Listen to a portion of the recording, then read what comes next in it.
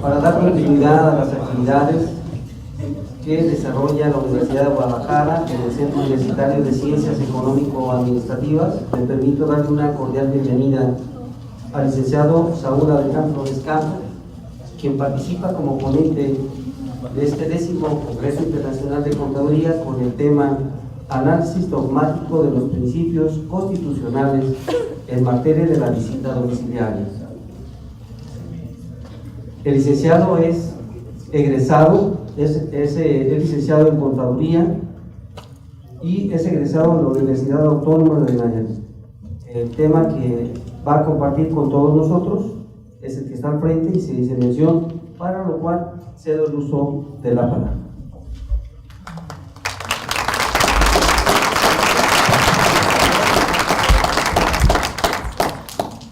Buenas tardes. Bueno, realmente es mi primera ponencia, sí me siento un poquito nervioso. Acabo de salir egresado hace apenas un año y hace un año estaba como ustedes, ¿no? Estaba en su posición, escuchando al ponente y bueno, llevo 2 años trabajando, realmente voy formando apenas mi currículum, no creo que no me pidan mucho. Creo que lo poco que sé es lo que les puedo enseñar y bueno, espero que puedan captar algo. Por favor, al final las preguntas que tengan dudas, las que sean, no importa si sean muy obvias o no, por favor me gustaría que las dieran a conocer y así si está de mi conocimiento, con todo el gusto del mundo se los puedo resolver. Bueno, vamos a dar inicio. Introducción. La norma suprema en cualquier Estado libre y soberano es la Constitución. De ella se agregan las diversas leyes que rigen en nuestro país, por lo que es de suma importancia que el ciudadano o gobernado conozca sus artículos, los derechos y obligaciones que se consagran. Como contadores, nosotros nos enseñan a ver nada más la ley fiscal, que vendría siendo renta, IVA, IEPS, impuestos estatales, pero en sí no nos enseñan a ver el origen de las leyes fiscales, que el origen está desde la Constitución, en su artículo 31, fracción cuarta. Ahí se consagran los principios elementales de todas las contribuciones como tal, ¿sí? Entonces, como contadores, si podemos llegar a conocer y a desmembrar cada uno de los principios que se consagran en la Constitución, yo creo que tenemos gran avance en el estudio de los impuestos, ¿sí? En este caso, yo me voy a enfocar principalmente en una revisión enfocada a renta, ¿sí? Los principios constitucionales, esto es del libro de Adolfo Arrioja Vizcaíno. La idea de regir la relación tributaria por normas jurídicas tiene por objeto el impedir hasta donde las circunstancias lo permitan abusos, arbitrariedades, ¿sí? y discriminaciones por parte del poder público. ¿A qué se debe esto? Que durante una revisión por medio de una visita domiciliaria, el auditor que está encabezando o haciendo estas prácticas fiscalizadoras comete muchos atropellos hacia los derechos de los contribuyentes, cosa que ya viene consagrada en el artículo 1 de la Constitución Política respecto a los derechos humanos, ¿sí? Entonces, bueno, los principios de audiencia, ese artículo está consagrado en el artículo 14, ¿sí? Segundo párrafo de la Constitución, y nos dice principalmente que es tener la oportunidad de ser oído en el curso de un procedimiento administrativo. ¿Qué es esto? Que durante la revisión que nos estén haciendo el auditor, nosotros podemos, si el auditor detecta alguna inconsistencia o algo que no le parezca a su juicio, tenemos la obligación de nosotros de presentarle nuestros papeles de trabajo, nuestros contratos, ¿sí? Formalizados ante notario, ante corredor público, con fe pública, ¿sí? Para darle fe, para darle la materialidad a los actos o a las actividades que estamos teniendo dentro de nuestra empresa. Y el auditor tiene que tener la obligación, debe de tener, mejor dicho, la obligación de hacer, de plasmar lo que nosotros le mostramos en las actas administrativas, cosa que realmente no lo llegan a hacer. Ser escuchado en defensa propia mediante la presentación de sus alegatos, argumentos, razones o explicaciones que tengan a su favor. Todo esto es previo a un posible enfrentamiento litigioso con la autoridad, ¿sí? La chamba del contador, de nosotros como contadores, es la de solamente ir preparando el terreno para que el abogado pueda entrar con diversos medios y poder defender los actos de fiscalización, ¿sí? Bueno, las formalidades del procedimiento, esto es base y esto es esencial, ¿sí? Al principio de audiencia. ¿Qué es lo que tienen que tener? Bueno, el primer paso es la notificación de inicio del procedimiento y sus consecuencias. Cuando va a empezar un acto de fiscalización, la autoridad tiene la obligación de darnos un acta de notificación, ¿sí? Y ahí viene el chorro de artículos que nadie nos lee, ¿sí? O al menos no nos interesa leerlos. Y también vienen las consecuencias. Y también tiene hasta el final, casi hasta el final, nos da las opciones que tenemos para meter un posible medio de defensa, ¿sí? Bueno, el segundo punto, la oportunidad de ofrecer y desahogar las pruebas en que se fije la defensa, ¿sí? Eso es lo mismo que les estaba diciendo hace un momento. Tenemos la obligación, antes de entrar a un proceso litigioso, de presentar la prueba material, y después, en el proceso litigioso, pues ya es pericia de cualquier abogado o cualquier licenciado en Derecho que haga eso, ¿no? La oportunidad de alegar. Muchas veces el auditor llega a nuestras oficinas o a la empresa del contribuyente en un acto de intimidación. Esto totalmente negativo, ¿no? El cuarto punto, dictado en una resolución que dirima las cuestiones debatidas. Esto se nos entrega en el acta administrativa, ¿sí? Cuando se nos va a entregar el resultado de la auditoría. Esto lo pueden encontrar en la jurisprudencia del Pleno número 47 del 95, y también, para que no digan que hace 10, 15 años, está recientemente, hace apenas en el 2014, ¿sí? De la primera sala. Principio de legalidad. Ese principio es fundamental. El artículo 16 menciona que funde y motive la causa legal de su procedimiento. La autoridad actúa mediante la hipótesis del hecho o acto jurídico preestablecido en la norma legal. ¿Qué significa esto? Que la autoridad no puede hacer más allá de lo que la ley le permite. El contribuyente puede hacer todo aquello que la ley no le prohíbe, ¿sí? Esto, como contadores, nos cerramos en un mundo y solamente nos cerramos en que no es deducible, un ejemplo, o que si es un ingreso, el ingreso que sea, lo vamos a grabar, siendo esto totalmente erróneo, ¿sí? Un momento más me puedo explicar. La autoridad solo puede hacer lo que la ley le permite. Eso era lo que yo les comentaba hace un momento. Si la autoridad no tiene por ley el mandato expreso que tiene la facultad para presentar un acto de fiscalización, sea cual sea, no lo puede hacer, ¿sí? Y no puede irse más allá de lo que la ley le permite. Un ejemplo, en materia de CFDIs, solamente pueden entrar al domicilio del contribuyente para revisar el CFDI como tal, pero irse más allá, checar inventarios, la planta laboral y todo eso, eso no lo puede hacer, cosa que los auditores del SAT lo hacen, ¿sí? Entonces, por desconocimiento o mil cosas, lo omitimos. Principio de legalidad relativo a las visitas. Esto viene en el párrafo 16 de la Constitución, en el mismo artículo. La autoridad administrativa, llámese SAT, IMSS, Infonavit, la que sea, podrá practicar visitas domiciliarias únicamente para cerciorarse de que se han cumplido los reglamentos sanitarios y de policía. Y aquí agrega la oración como tal. Y exigir la exhibición de los libros y papeles indispensables para comprobar que se han acatado las disposiciones fiscales, sujetándose en estos casos a las leyes respectivas y a las formalidades prescritas para los cateros. Principio de generalidad. Eso viene consagrado en el artículo 31. Son obligaciones de los mexicanos. Generalidad no es universalidad. En un momento más lo voy a explicar.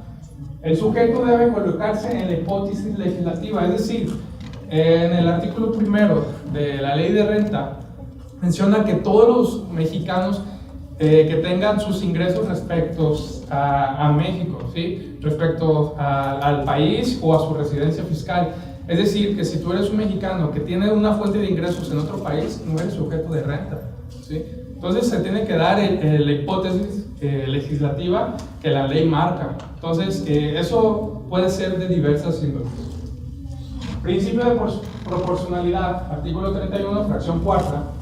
Esto es la piedra angular de las contribuciones de la manera proporcional, ¿sí? Cada contribuyente tributa de acuerdo a su riqueza. Aquí puse en énfasis. Capacidad económica no es capacidad contributiva, ¿sí? La manera de contribuir es establecida por las leyes fiscales para evitar arbitrariedades. ¿Qué quiero decir con que capacidad económica no es capacidad contributiva? Si nosotros, esto va muy ligado, y por ahí vi un tema del Congreso, era el mínimo vital, eso va muy relacionado con eso. Esto apenas es un tema muy fresco en la materia contributiva dentro del país. Por ejemplo, si un mexicano no puede cubrir sus derechos a la educación, a la salud, a una vivienda digna, a sano esparcimiento, etc., de acuerdo a los derechos humanos no está llamada todavía a contribuir, porque tiene que cubrir primero sus necesidades básicas y después tiene que pagar impuestos, ¿sí? Entonces va a haber, yo creo que en los próximos años va a haber una reforma muy buena en aspecto de derechos humanos en materia contributiva. Si pueden leer cualquier cosa sobre el mínimo y tal, leanlo, muchachos, de verdad les va a cambiar el panorama de los impuestos. Principio de legalidad tributaria. El artículo 31, al final de esta fracción, dice que dispongan las leyes. El nacimiento de la contribución, así como sus elementos esenciales, deben proceder de un ordenamiento legal, ¿sí? Esto viene estipulado en el Código Fiscal de la Federación, en su artículo 2, fracción primera, artículo 5, párrafo 1 y artículo 6, párrafo 1. ¿Qué quiero decir con el nacimiento de la contribución? Si el IVA no estuviera en ley, no estaríamos llamados a pagar un IVA, ¿sí? Eso es lo esencial. Así como de sus elementos esenciales. ¿Qué quiere decir elementos esenciales? Cada tributo tiene algunas particularidades dependiendo del impuesto que sea, ¿sí? Por ejemplo, me explico. En renta, sus elementos esenciales vendrán siendo ingreso y deducciones para poder obtener una renta gravable, ¿sí? Deben proceder de un ordenamiento legal. Esto quiere decir, va muy relacionado al principio de legalidad, ¿sí? Ahora bien, ¿qué pasaría si no viniera estipulado la enajenación como tal, o el comercio, como le conocemos, el comercio, una venta de artículos, lo que ustedes quieran, no estaría llamado a contribuir renta, ¿sí? Pero sí viene estipulado como enajenación, ¿sí? Entonces, hay que conocer precisamente cuáles son los elementos que la ley fiscal me está encuadrando para en una posible revisión fiscal con el auditor o con el representante que sea de cualquier autoridad administrativa, podamos defender el caso. Por ejemplo, si tú vendes una casa habitación, tienes una exención, pero si te dedicas a vender casa habitación como actividad de comercio, ya estás llamado a contribuir como una actividad de comercio con el 30% grabado y todas sus obligaciones, ¿sí? Ok, sí, conclusiones. Los principios constitucionales en materia de visita domiciliaria marcan las líneas de seguir en la relación tributaria entre la autoridad y el contribuyente. La autoridad debe promover el correcto proceder de sus facultades. La autoridad administrativa no puede y no debe extralimitarse en sus facultades, ¿sí? Que esto ya viene muy marcado en lo que tenemos como la Ley Federal de los Derechos del Contribuyente. Esta ley viene a proteger precisamente los derechos humanos y que México apenas va teniendo un auge, ¿sí? Ya empieza a tomar un poco de relevancia lo que la autoridad puede hacer. Entonces aquí es donde nosotros podemos defendernos muy bien. Si tú conoces tus derechos humanos y tus derechos como contribuyente, créeme lo que cualquier auditoría la vas a poder sacar adelante. Obviamente tienes que ser buen contador y llevar tu contabilidad en forma, ¿sí? A partir de la reforma en materia de derechos humanos, cambió el rol de la autoridad administrativa. Pues es la misma, esto de acuerdo al artículo 1 de la Constitución, que debe promover, respetar, proteger y garantizar los derechos humanos en el ámbito de sus competencias. Es muy sabido que la autoridad llega y te dice, oye, ¿sabes qué? Te encontré esto. ¿Es cierto o no es cierto? Y nosotros, en el ámbito, como somos la primera línea de batalla con la autoridad, pues nos echamos de cabeza. Y lo primero que decimos es, sí es cierto, ¿sabes qué? Hice ese movimiento mal, error. Nosotros tenemos un derecho humano que es el de la inocencia, ¿sí? Nos presumimos inocentes hasta que la autoridad nos muestre lo contrario. Es responsabilidad de la autoridad que la autoridad te diga, ¿sabes qué? Tuviste un ingreso por tal venta, le compraste al proveedor tal, me hiciste tu pago provisional de tal, me omitiste la DIO, me omitiste esa declaración informativa, entonces yo supongo que es esto y es esto. Y si la autoridad no te dice eso, no te declares culpable. Es como que si tu mamá te dice, oye, ¿fuiste? Si le dices que sí, obviamente el chanclazo va a volar. Pero si le dices que no, pues ahí está el hermano, ¿verdad? Que se vaya con el hermano a investigar. Eso es la importancia de tener un enfoque ya actualmente a los derechos humanos para la visita domiciliaria, ¿sí? Entonces, ustedes, como contadores, si se quieren dedicar a lo fiscal, y se los platico como carne viva, ¿no? Que yo acabo de salir recientemente, estoy viviendo pues lo que es el campo laboral como tal, y es muy diferente a lo que la escuela nos platica. Aprovechen su escuela como tal, dedíquense, si se van a dedicar a lo fiscal, dedíquense también a aprender derecho, dedíquense también a interpretar las leyes, porque estamos tan acostumbrados solamente a enfocarnos a la renta y no nos enfocamos a la Constitución, que es lo más esencial, ¿sí? No sé cómo andamos de tiempo, ¿sí? No sé si tengan preguntas, si tengan alguna inquietud, que con todo el gusto del mundo, si lo conozco, se los puedo contestar, y si no, humildemente les voy a decir que no. ¿Sí? ¿Nadie tiene preguntas? Bueno, entonces, yo creo que lo podemos dar por terminado. Compañeros, ofrecemos un aplauso a nuestra comisión.